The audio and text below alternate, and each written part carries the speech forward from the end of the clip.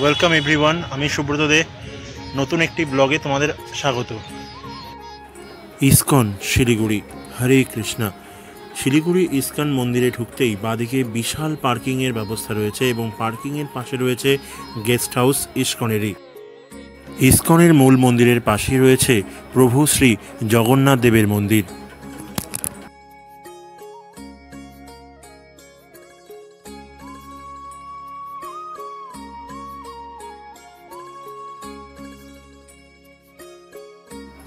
শ্রী জগন্নাথ দেবের মন্দির থেকে কিছুটা হেঁটে গেলেই পড়বে প্রভু শ্রী রামের মন্দির।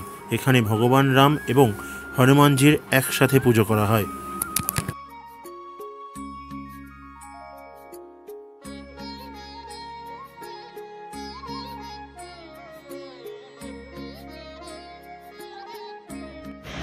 এই মুহূর্তে আমি রয়েছি উত্তরবঙ্গের সবচেয়ে বড় রাধা গোবিন্দের মন্দির অর্থাৎ ইসকন মন্দির শিলিগুড়িতে।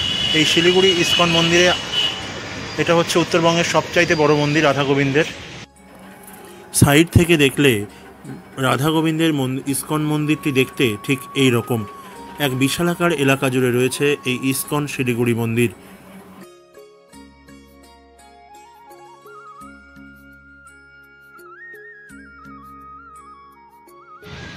এবার বলি বন্ধুরা, তোমরা ইসকন শিলিগুড়িতে কিভাবে আসবে। এই শিলিগুড়িতে দুটো বড় স্টেশন রয়েছে, রেলওয়ে স্টেশন। একটা হচ্ছে নিউ জলপাইগুড়ি রেলওয়ে স্টেশন, সংক্ষেপে এনজিপি, এবং আরেকটা হচ্ছে শিলিগুড়ি জাংশন।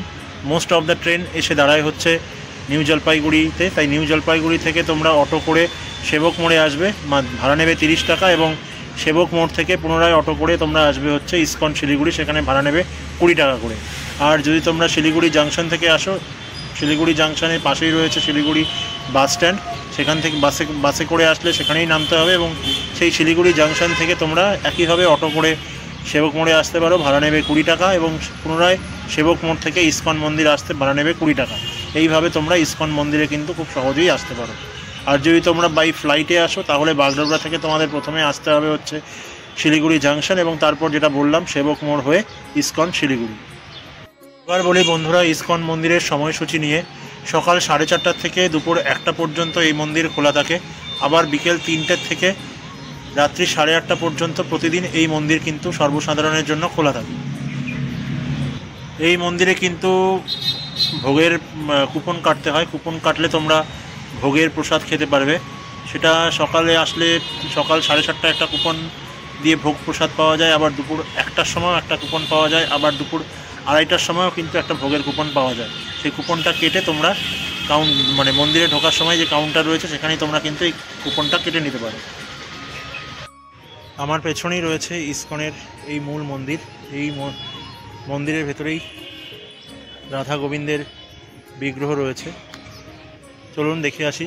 ভেতরে মোবাইলে ভিডিও করা অ্যালাউ কিনা জানি না, যদি অ্যালাউ করে তবে দেখাতে পারবো, আর যদি অ্যালাউ না করে তো তার জন্য ক্ষমা প্রার্থী।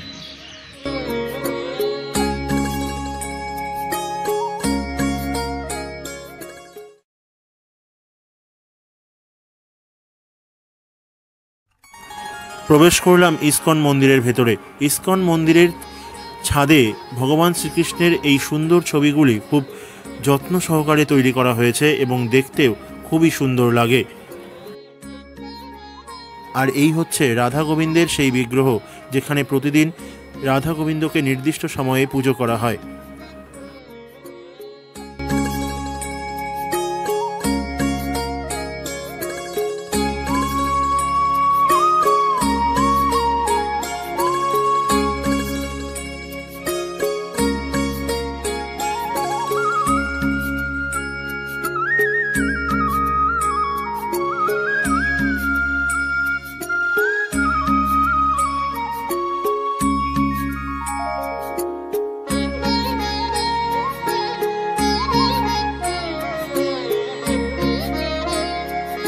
এখন রাধা গোবিন্দকে সেবা দেওয়া হবে, আর তার জন্যই পর্দা দিয়ে ঢেকে দেওয়া হলো।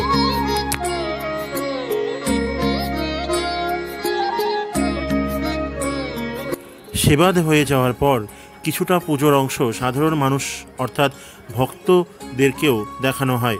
দেখতে থাকুন পুজোর সেই অংশটুকু।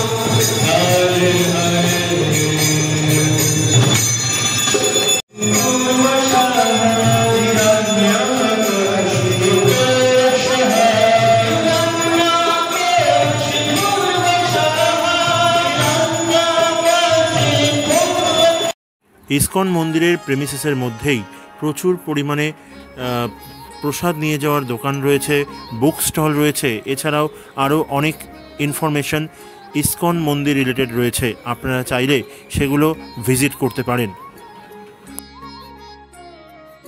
এখানে একটি রথে রাখা হয়েছে, যেই রথে আপনারা নির্দিষ্ট কিছু অর্থের বিনিময়ে এখানে ফটোশ্যুট করতে পারেন। হরে কৃষ্ণা। এই ছিল আজকে ইসকন মন্দিরের সংক্ষিপ্ত বিবরণ। বন্ধুরা, ভিডিওটি কেমন লাগলো অবশ্যই লাইক এবং কমেন্ট করে জানিও, আর চ্যানেলে নতুন হলে অবশ্যই সাবস্ক্রাইব করে দিও।